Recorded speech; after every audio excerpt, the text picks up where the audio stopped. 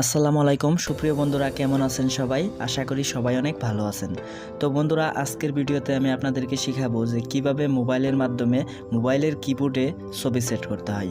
তো আমাদের কিবোর্ডে যদি আমাদের নিজেদের ছবি সেট করে রাখি তাহলে আমাদের কিবোর্ডটি দেখতে অনেকটাই প্রফেশনাল মনে হবে। তো যাই হোক বন্ধুরা, আর বেশি কথা না বলে সরাসরি মূল ভিডিওতে চলে যাব।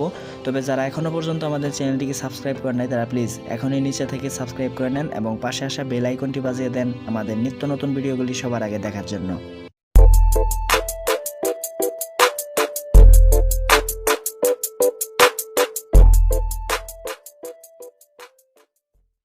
Welcome back. তো ফ্রেন্ড, আমি এখন সরাসরি আপনাদেরকে কিভাবে ছবি সেট করতে হয় সেটা শেখাবো। তো সেটা করার জন্য আপনাদের একটি কিবোর্ড সফটওয়্যার লাগবে। তো এই সফটওয়্যারের লিঙ্কটি আমার এই ভিডিওর ডেসক্রিপশন বক্সে দেওয়া আছে, সেখান থেকে ডাউনলোড করে নেবেন। তবে বন্ধুরা, যদি আপনার ফোনটি আপডেট ভার্সনের হয়ে থাকে বা নতুন ভার্সনের হয়ে থাকে তাহলে এই কিবোর্ডটি আপনার ফোনে অলরেডি ইনস্টল করাই থাকবে। তো যাই হোক বন্ধুরা, যদি নতুন ভার্সন না হয় সেক্ষেত্রে আপনারা ডাউনলোড করে নেবেন, আর যদি নতুন ভার্সন হয়ে থাকে তাহলে অলরেডি আপনাদের কিবোর্ডটি শো করবে। তো যাই হোক, এটি করার জন্য আমরা একটি নোটপ্যাড ওপেন করব।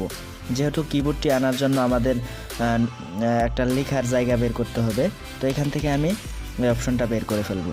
তো বের করে ফেলার পর যদি আপনাদের এই কিবোর্ডটি আপনাদের ফোনে ইনস্টল করা থাকে তাহলে আর ইনস্টল করার দরকার নাই। আর যদি ইনস্টল করা না থাকে সেক্ষেত্রে আপনারা ভিডিও ডেসক্রিপশন বক্স থেকে লিঙ্ক নিয়ে আপনারা অবশ্যই ইনস্টল করে নেবেন। তো এই কিবোর্ডটি ইনস্টল করার পর আপনারা অবশ্যই এখানে একটি থিম আইকন দেখতে পাচ্ছেন, এই আইকনের উপরে ক্লিক দিবেন।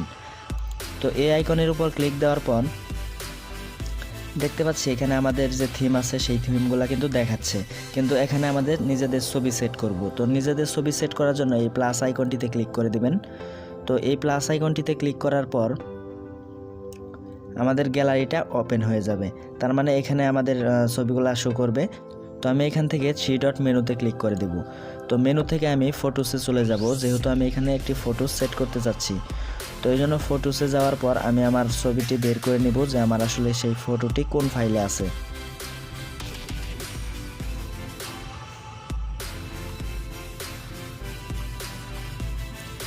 তো তারপর বন্ধুরা এখান থেকে ফটোটি সিলেক্ট করে দিবেন। তো আমি এই ফটোটি অ্যাড করব, এই জন্য এই ফটোর উপরে আমরা ক্লিক করে দিলাম।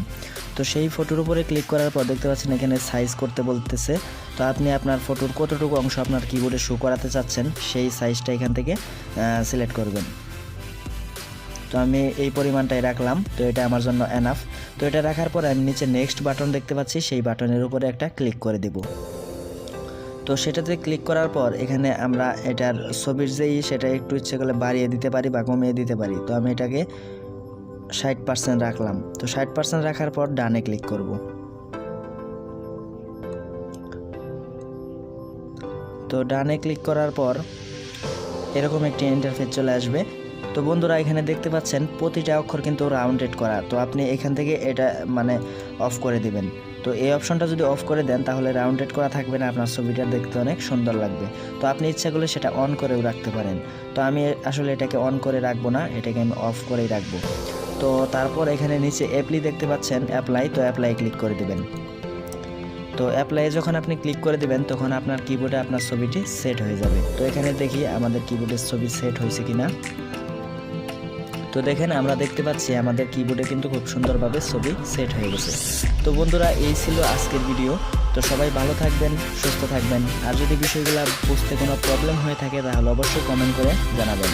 তাছাড়া এই ভিডিওর ডেসক্রিপশন বক্সে আমার ফেসবুক আইডির লিঙ্ক দেওয়া থাকবে, সেখান থেকে আপনারা ইচ্ছে করলে আমার সাথে কন্ট্যাক্ট করতে পারেন। সো বন্ধুরা, সবাই ভালো থাকবেন, সুস্থ থাকবেন। Thanks for watching this video.